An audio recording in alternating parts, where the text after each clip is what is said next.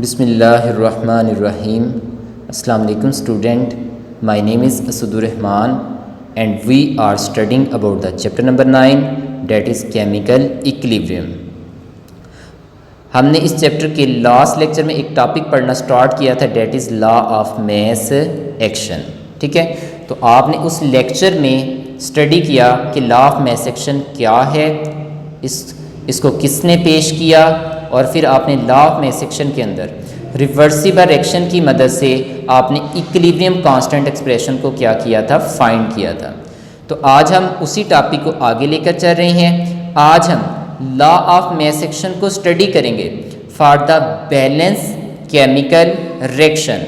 तो balance chemical reaction के लिए आज हम लॉ ऑफ मास एक्शन को क्या करेंगे, स्टडी करेंगे। ठीक है, तो उससे पहले हम यहाँ पर उसकी सेकंड डेफिनेशन को क्या करते हैं, स्टडी करते हैं। अब सेकंड डेफिनेशन क्या है कि the rate of a chemical reaction, कि केमिकल रिएक्शन की जो रफ्तार है इज़ डायरेक्टली प्रोपोर्शनल, ये डायरेक्टली प्रोपोर्शनल होती है टू द प्रोडक्ट ऑफ, इस प्रोडक्ट का मतलब होता है कि हासिल ज़रब of the molar concentration of its reactant. तो कहता है केमिकल रिएक्शन की जो रफ्तार होती है वो डायरेक्टली प्रोपोर्शनल होती है किसके, रिएक्टेंट की मोलर कंसंट्रेशन के हासिले ज़रब के। ठीक है, तो अब इतनी लाइन को पहले समझ लें कि इतनी लाइन में उसने क्या बात की है। चलें देखें, यहाँ पर सपोज करते हैं मैं यहाँ पर एक रिएक्शन करवाना चाहता हूँ, और उस रिएक्शन को करवाने के लिए मैं स्टार्ट पे कौन सा सब्सटेंस लेता हूँ, हाइड्रोजन गैस, और दूसरा मैं क्या ले लेता हूँ, आयोडीन वेपर्स।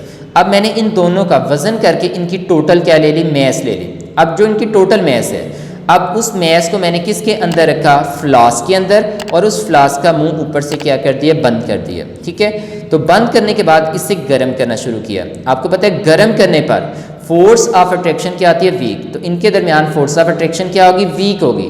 इनके पुराने बांड टूटेंगे, और पुराने बांड टूटेंगे तो नए बांड क्या करेंगे, बनेंगे। जब ये पुराने बांड टूटेंगे तो ये आपस में नए बांड बनाएंगे, ये आपस में रिएक्ट करेंगे, और रिएक्ट करके क्या बना देंगे, हाइड्रोजन आयोडाइड। यहाँ तक बात समझ आ गई। अब आपको पता है कि रिएक्शन को करवाने के लिए जो चीज़ स्टार्ट पे लेते हैं उसे क्या कहते हैं, रिएक्टेंट, और जो बाद में नई चीज़ बनती है उसको नाम क्या देते हैं, प्रोडक्ट। यहाँ तक बात समझ आ गई। अब आपने देखा कि यहाँ पर जब हम गर्म करते हैं तो क्या एक ही वक्त में सारे के सारे हाइड्रोजन और सारे के सारे आयोडीन वेपर्स के जो मॉलिक्यूल हैं वो एक ही वक्त में सारे के सारे रिएक्ट कर जाते हैं, नहीं। ठीक है, तो जब आप गर्म करते हैं तो चंद यहाँ पर जो मॉलिक्यूल हैं उनके दरमियान फोर्स ऑफ अट्रैक्शन टूटती है। उनकी फोर्स ऑफ अट्रैक्शन टूटेगी तो वो आपस में कंबाइन करके क्या बनाएंगे, यहाँ पर हाइड्रोजन आयोडाइड। इसका मतलब है टोटल मैस जो है वो रिएक्शन में हिस्सा नहीं लेती। अब जो मॉलिक्यूल रिएक्शन में हिस्सा ले रहे हैं, ठीक है, उनकी मैस लें तो वो उस मैस को कहते हैं एक्टिव मैस।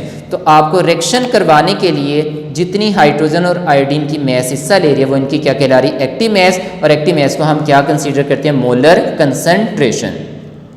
तो आप देखें, अगर हाइड्रोजन और आयोडीन जो हैं ये ज़्यादा से ज़्यादा मॉलिक्यूल रिएक्ट करेंगे तो इनकी एक्टिव मैस ज़्यादा होगी। एक्टिव मैस ज़्यादा होगी तो इनकी मोलर कंसंट्रेशन भी क्या होगी, ज़्यादा होगी। ठीक है, अब देखें मोलर कंसंट्रेशन अगर हाइड्रोजन की भी ज़्यादा है, आयोडीन की भी ज़्यादा है, तो इन दोनों का हासिल ज़रब भी क्या होगा, ज़्यादा होगा। यहाँ तक बात समझ आ गई।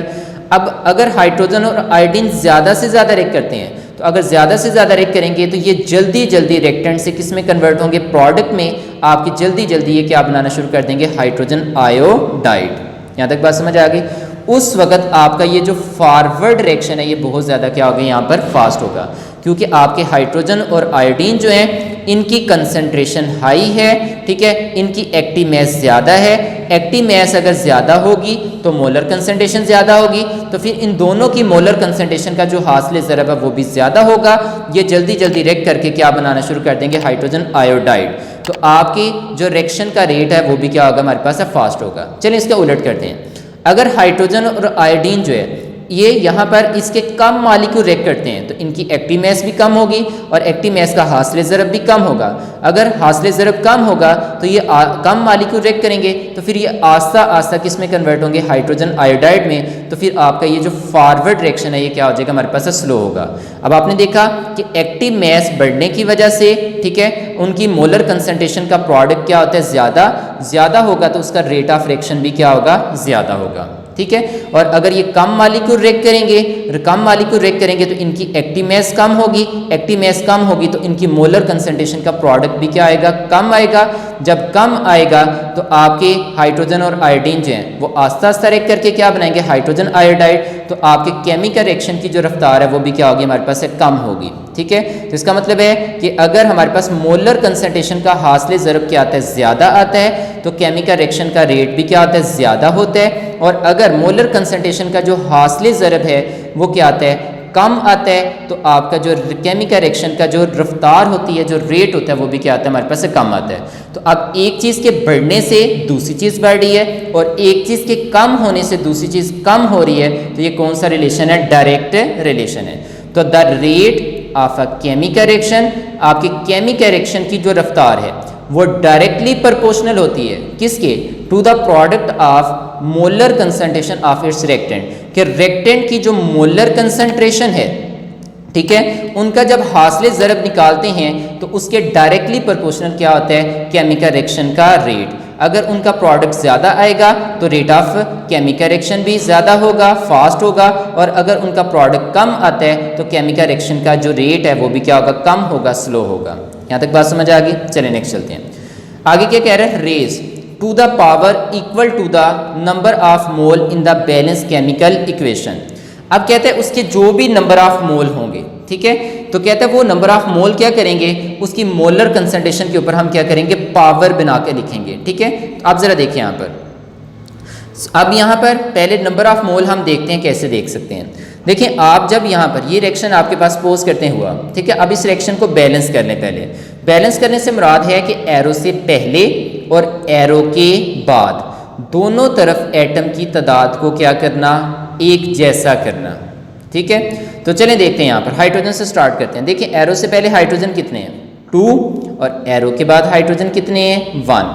अब एरो से पहले 2 हैं और एरो के बाद कितने हमारे पास है, 1 है। तो इसका मतलब बैलेंस नहीं है। अगर मैं यहाँ पर इसको 2 से मल्टीप्लाई करूँ, 2 1 ज़ा 2 और इधर भी हाइड्रोजन 2, तो आपके तो दोनों तरफ हाइड्रोजन क्या हो गए, बैलेंस हो गए। इधर आयोडीन 2 और ये 2 के साथ मल्टीप्लाई करने से ये भी आयोडीन 2 हो गए थे, तो आपका रिएक्शन क्या हो गया, बैलेंस हो गया। इसका मतलब है कि आपके एक हाइड्रोजन जो है मालिक्यूल वो एक आयोडीन के मालिक्यूल के साथ रिएक्ट करता है और कितने हाइड्रोजन आयोडाइड बनाता है, 2 हाइड्रोजन आयोडाइड बनाता है।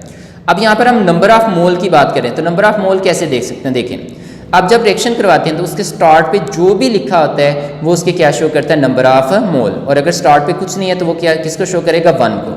अब देखें इस हाइड्रोजन के स्टार्ट पे कुछ नहीं लिखा हुआ तो इसका मतलब इसके कितने मोल रिएक्शन में हिस्सा ले रहे हैं, 1 मोल हिस्सा ले रहे हैं।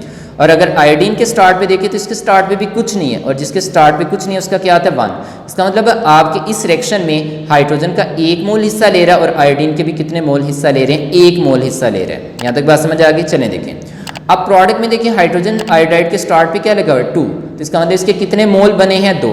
तो इसका मतलब है आपके जो प्रोडक्ट में हाइड्रोजन आयोडाइड बन रहा है उसके कितने मोल हैं, 2 मोल हैं। तो इसका मतलब है जो भी सब्सटेंस के स्टार्ट पे आपको वैल्यू नजर आती है वो उसके किसको शो कर रहा है, नंबर ऑफ मोल को इन द बैलेंस केमिकल इक्वेशन। अब ये जो नंबर ऑफ मोल हैं जब हम इसको मोलर कंसंट्रेशन में लिखते हैं, ठीक है, जब मोलर कंसंट्रेशन की फॉर्म में लिखेंगे तो ये जो नंबर ऑफ मोल होंगे ये उसकी क्या बन जाएंगे, पावर बन जाएंगे। यहाँ तक बात समझ आ गई। तो जैसे यहाँ पर मैंने इसके ए मोल थे तो मैंने इसके यहाँ पर क्या बना दिया, पावर बना दिया, ठीक है। तो अब यहाँ पर सेकेंड पोर्शन की तरफ raise to the power equal to the number of mole in the balance chemical equation of a reaction. तो कहता है कि आपकी जो रिएक्शन है जब हम उसको बैलेंस करते हैं तो बैलेंस करने से जो हमारे पास नंबर ऑफ मोल आते हैं वो उन मोलर कंसंट्रेशन के ऊपर किस फॉर्म में लिखते हैं, पावर की सूरत में। तो ये हमारे पास क्या कहलाएगा, लॉ ऑफ मास एक्शन। तो ये लॉ ऑफ मास एक्शन की क्या होगी, सेकेंड डेफिनेशन होगी। चलें अब इस डेफिनेशन की मदद से, ठीक है, आज हम क्या करेंगे, दोबारा से रिवर्सिबल रिएक्शन के लिए, ठीक है, यहाँ पर डेरिवेशन करेंगे और उसकी मदद से हम क्या करेंगे, इक्विलिब्रियम कांस्टेंट एक्सप्रेशन को क्या करेंगे, फाइंड करेंगे। तो चलें स्टार्ट करते हैं। हमारे पास है डेरिवेशन ऑफ द एक्सप्रेशन, ठीक है, आपने एक्सप्रेशन को क्या करना है, ड्राइव करना है for the equilibrium constant. Equilibrium constant expression के लिए, ठीक है, आपने एक क्या करनी है, डेरिवेशन करनी है फॉर अ जनरल रिएक्शन, एक जनरल रिएक्शन के लिए। यहाँ पर आज भी स्पेसिफिक रिएक्शन नहीं ले रहे, आज भी हम जनरल रिएक्शन ही ले रहे हैं। चलें जी, सपोज करते हैं जी, अब जरा देखें तो आपने रिएक्शन करवाने के लिए स्टार्ट पे एक सब्सटेंस लिया A प्लस दूसरा कौन सा लिया B। तो आपने रिएक्शन करवाने के लिए स्टार्ट पे दो सब्सटेंस लिए A और B। अब A और B जो है जब ये रिएक्ट करते हैं तो रिएक्ट करने पर क्या बनाते हैं C और D। ठीक है, तो अब ये जो A और B हैं ये आपने रिएक्शन करवाने के लिए स्टार्ट पे लिए तो ये रिएक्टेंट, और जो बाद में नई चीज़ बनी है C और D ये हमारे पास क्या हो गया प्रोडक्ट। ये एक जनरल रिएक्शन हो गया। ठीक है, यहाँ पर कोई स्पेसिफिक सब्सटेंस नहीं है। तो आपने कहा A और B रिएक्ट करके क्या बनाते हैं C और D। चलिए नेक्स्ट चलते हैं।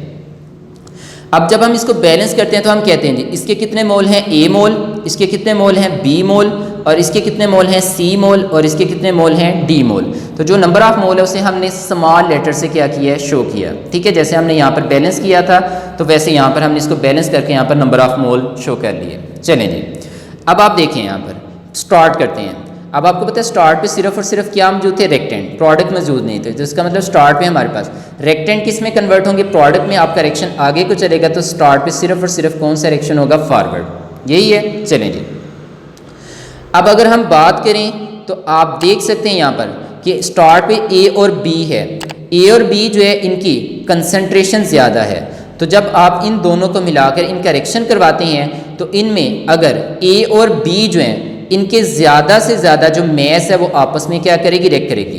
तो रिएक्ट करेगी तो इनकी एक्टिव मैस क्या होगी, ज़्यादा। अगर ये ज़्यादा से ज़्यादा रिएक्ट करेंगे तो ये जल्दी जल्दी मिलकर A और B मिलकर क्या बना देंगे, C और D। तो आपका जो फॉरवर्ड रिएक्शन होगा वो बहुत ज़्यादा क्या होगा, फास्ट होगा। इसका मतलब A और B ज़्यादा रिएक्ट कर रहे हैं तो उनकी एक्टिव मैस ज़्यादा है। एक्टिव मैस ज़्यादा, तो एक्टिव मैस को किससे रिप्रेजेंट करते हैं, मोलर कंसंट्रेशन से। तो आपकी जो मोलर कंसंट्रेशन आएगी उनका हासिल ज़रब भी क्या होगा, ज़्यादा होगा। जब उनका हासिल ज़रब ज़्यादा होगा तो आपका फॉरवर्ड रिएक्शन भी क्या होगा, हमारे पास है, फास्ट होगा। यहाँ तक बात समझ आ गई। तो इसका मतलब है कि अब यहाँ पर मोलर कंसंट्रेशन के प्रोडक्ट के बढ़ने से रिएक्शन का रेट भी क्या हो रहा है, बढ़ रहा है। तो इसका मतलब ये डायरेक्ट रिलेशन रखते हैं। तो देखिए पहली statement, the rate of forward reaction, कि आपका जो फॉरवर्ड रिएक्शन है जिसमें आपके रिएक्टेंट ने किस में कन्वर्ट होना है, प्रोडक्ट में। तो आपके जो फॉरवर्ड रिएक्शन की जो रफ्तार है इज़ डायरेक्टली प्रोपोर्शनल। ठीक है, ये डायरेक्टली प्रोपोर्शनल होती है किसके, ठीक है, मोलर कंसंट्रेशन ऑफ A। ठीक है, आप देखिए इसके स्टार्ट पे जो लिखा हुआ है स्मॉल a, ये किसको शो कर रहा है, उसके नंबर ऑफ मोल को। तो ये नंबर ऑफ मोल उसकी क्या बन जाएगी, पावर बन जाएगी, जो हमने डेफिनेशन में बात की थी। आगे हमारे पास है मोलर कंसंट्रेशन ऑफ B। ठीक है, ये हमारे पास आ गई। और जब हम इनको मोलर कंसंट्रेशन में लिखते हैं तो सेंटर में हम प्लस नहीं लिखते बल्कि ये आपस में क्या करती है, मल्टीप्लाई करती है, उनका प्रोडक्ट होता है। ठीक है, अब B के स्टार्ट पे क्या लिखा है, B, तो ये इसके क्या नंबर ऑफ मोल, तो जो उसके नंबर ऑफ मोल होते हैं उसकी क्या बन जाती है, पावर बन जाती है। अब A और B का अगर एक्टिव मैस ज़्यादा होगा तो मोलर कंसंट्रेशन का प्रोडक्ट भी क्या होगा, ज़्यादा होगा, तो रेट ऑफ फॉरवर्ड रिएक्शन भी क्या होगा, ज़्यादा। इसलिए हमने कहा ये डायरेक्टली प्रोपोर्शनल है। और अगर इन दोनों की मोलर कंसंट्रेशन का प्रोडक्ट हासिल ज़रब क्या होगा, कम होगा, तो रेट ऑफ फॉरवर्ड रिएक्शन भी कम होगा। इसलिए हमने कहा कि rate of forward reaction is directly proportional to the molar concentration of A and molar concentration of B। ठीक है, और A की पावर क्या है, स्मॉल a, और B की पावर क्या है, स्मॉल b। यहाँ तक बात समझ आ गई। चलिए नेक्स्ट चलते हैं। अब इस प्रोपोर्शनैलिटी के साइन को अगर हम ख़त्म करें, ठीक है, तो इज़ हमारे पास यहाँ पर एक कांस्टेंट आता है जिसको किससे रिप्रेजेंट करें, k से। तो इज़ इक्वल टू क्या आ गया, k। तो आप देखिए यहाँ पर किसके लिए, फॉरवर्ड के लिए, तो इसलिए हमारे पास क्या बना, kf। तो kf is equal to molar concentration of A power A, molar concentration of B power B। तो आपका जो रेट ऑफ फॉरवर्ड रिएक्शन है वो किसके इक्वल हो गया, kf molar concentration of A power A and molar concentration of B power B। यहाँ तक बात समझ आ गई। चलें जी नीचे आते हैं। अब आते हैं रिवर्स रिएक्शन पे। आप देखें रिवर्स में आपको पता है कि प्रोडक्ट मिलकर क्या बनाते हैं, रिएक्टेंट। ठीक है, तो अब यहाँ पर अगर आए तो अगर स्टार्ट पे देखें तो C और D कम होते हैं। अगर C और D कम होंगे तो फिर ये आस्ता आस्ता A और B में कन्वर्ट होंगे, तो उस वक्त आपका रिवर्स रिएक्शन भी क्या होगा, स्लो होगा। इसका मतलब अगर C और D जो है उनकी कम रिएक्ट करेंगे तो उनकी एक्टिव मैस कम होगी, एक्टिव मैस कम होगी तो उनकी मोलर कंसंट्रेशन जो है वो कम होगी, तो उन दोनों का प्रोडक्ट भी क्या आएगा, कम आएगा। कम होगा तो आपका रेट ऑफ रिवर्स रिएक्शन भी क्या होगा, हमारे पास स्लो होगा। और अगर C और D जो हैं, ठीक है, ज़्यादा होंगे, अगर ज़्यादा से ज़्यादा रिएक्ट करेंगे, अगर ये ज़्यादा से ज़्यादा रिएक्ट करेंगे तो इनकी एक्टिव मैस क्या हो जाएगी, ज़्यादा हो जाएगी। अगर इनकी एक्टिव मैस ज़्यादा होगी तो इनका प्रोडक्ट भी ज़्यादा आएगा और आपका रेट ऑफ रिवर्स रिएक्शन भी क्या होगा, ज़्यादा। तो एक चीज़ के बढ़ने से दूसरी चीज़ बढ़ रही है और एक चीज़ के कम करने से दूसरी चीज़ कम हो रही है, तो कौन सा रिलेशन है, डायरेक्ट है। तो आप देखिए रेट ऑफ रिवर्स रिएक्शन, तो the rate of reverse reaction, आपकी जो रिवर्स रिएक्शन की जो रफ्तार है वो डायरेक्टली प्रोपोर्शनल होती है, किसके, वो किस पे डिपेंड करती है, रिवर्स रिएक्शन में प्रोडक्ट मिलकर क्या बनाते हैं, रिएक्टेंट, तो प्रोडक्ट की कंसंट्रेशन के डायरेक्टली प्रोपोर्शनल होगी। तो मोलर कंसंट्रेशन ऑफ सी, आप देखिए इसके स्टार्ट पे के नंबर ऑफ मोल कितने हैं, सी मोल, तो ये सी इसकी क्या बन गई, पावर बन गई। तो मोलर कंसंट्रेशन ऑफ डी, ठीक है, और इसके स्टार्ट पे डी लिखा है तो ये डी इसका क्या हमारे पास नंबर ऑफ मोल है, तो इसकी क्या बन गई, पावर। तो मोलर कंसंट्रेशन ऑफ डी और पावर क्या होगी, डी। अब इन दोनों का अगर हासिल ज़रब क्या होगा, ज़्यादा होगा, अगर ये ज़्यादा से ज़्यादा रिएक्ट करेंगे तो इनकी मोलर कंसंट्रेशन का जो प्रोडक्ट है वो ज़्यादा आएगा और रिवर्स रिएक्शन भी क्या होगा, फास्ट होगा। अगर इन दोनों की मोलर कंसंट्रेशन जो है वो कम आएगी, अगर मोलर कंसंट्रेशन कम आएगी तो प्रोडक्ट कम आएगा, तो रेट ऑफ रिवर्स रिएक्शन भी क्या होगा, हमारे पास स्लो होगा। यहाँ तक बात समझ आ गई। तो इसलिए हमने कहा ये डायरेक्टली प्रोपोर्शनल है। अब देखें आर से मुराद है रेट और ये स्मॉल आर से मुराद क्या, रिवर्स। तो रेट ऑफ रिवर्स रिएक्शन इस स्टेटमेंट को मैंने यू रिप्रेजेंट किया, इज इक्वल टू, आप देखिए प्रोपोर्शनैलिटी का अगर हम साइन खत्म करें तो उसकी जगह पर क्या आता है, कांस्टेंट के, ठीक है, और यहाँ पर ये रिवर्स के लिए तो इसलिए आर। तो molar concentration of C power C, molar concentration of D और पावर डी। यहाँ तक बात समझ आ गई। चलिए नेक्स्ट चलते हैं। अब आपने देखा कि यहाँ पर रेट ऑफ फॉरवर्ड रिएक्शन इसके इक्वल है और रेट ऑफ रिवर्स रिएक्शन इसके इक्वल है। तो अब आते हैं नेक्स्ट। अब आपको पता है रिवर्सिबल रिएक्शन में क्या चीज़ एस्टेब्लिश होती है, इक्विलिब्रियम। तो जैसे आपका रिएक्शन इक्विलिब्रियम पे पहुंचता है तो आपको पता है इक्विलिब्रियम स्टेज के ऊपर rate of forward reaction become equal to the rate of reverse reaction. आपके फॉरवर्ड रिएक्शन की स्पीड आपके रिवर्स रिएक्शन की स्पीड के क्या हो जाती है, इक्वल हो जाती है। दोनों का जो रेट है एक दूसरे के इक्वल हो जाता है। तो हमने इसको यूं लिखा, ठीक है। चलिए नेक्स्ट चलते हैं। अब हमने रेट ऑफ फॉरवर्ड रिएक्शन को किससे रिप्रेजेंट कर लिया, आर एफ से, और रेट ऑफ रिवर्स रिएक्शन को किससे रिप्रेजेंट कर लिया, आर आर से, ठीक है। तो अब ये हमारे पास हो गया। तो rate of forward reaction is equal to the rate of reverse reaction. चलिए अब इनकी वैल्यू पुट करते हैं। अब आपने देखा था आर एफ किसके इक्वल है, is equal to K F molar concentration of A power A, molar concentration of B power क्या होगी हमारे पास है बी। तो अब ये इसके इक्वल है, जब ये इसके इक्वल है तो हम इसकी जगह पर इसकी क्या कर सकते हैं, वैल्यू पुट कर सकते हैं। तो देखें ये इसके इक्वल था तो हमने इस आर एफ की जगह पर उसकी वैल्यू पुट की तो क्या आया, K F molar concentration of A power A, molar concentration of B power B. यहाँ तक हो गया। चलिए नेक्स्ट चलते हैं। अब रेट ऑफ रिवर्स रिएक्शन की अगर मैं बात करूँ तो रेट ऑफ रिवर्स रिएक्शन किसके इक्वल है, K R molar concentration of C power C, molar concentration of D power D. तो ये इसके इक्वल है। तो क्या हम इसकी जगह पर इसकी वैल्यू पुट कर सकते हैं जी।